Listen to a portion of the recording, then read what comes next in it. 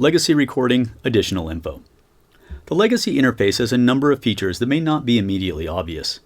For example, if you have an error in the lineup, you can manually replace a player at any time without it counting as a substitution.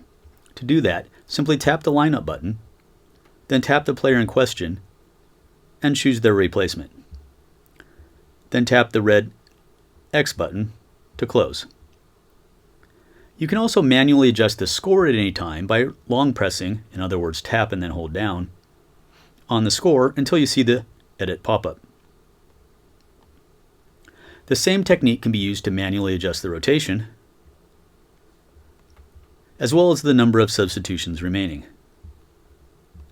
You can manually change the serving team by tapping the possession arrow.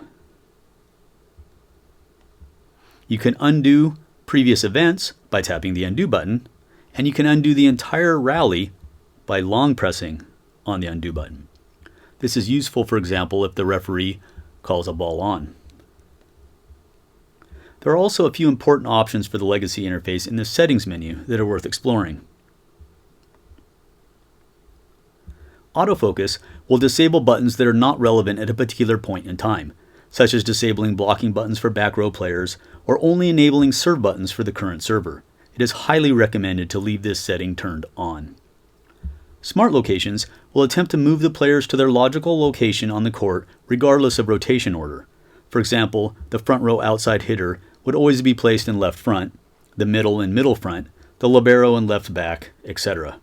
Unless you have a very unusual lineup configuration, we recommend leaving smart locations turned on. AutoSet will automatically award set assists when appropriate so that you don't have to worry about tracking setting stats. There are 3 levels to this option. Off, where you must manually record all setting stats. Assists, where assists are recorded automatically, but you must record set attempts manually. Or assets plus attempts, where both set attempts and assists are automatic. In this case, if someone other than the current setter sets the ball, tap the attempt for that player, and then it will be automatically converted to an assist if appropriate. And lastly, serve format.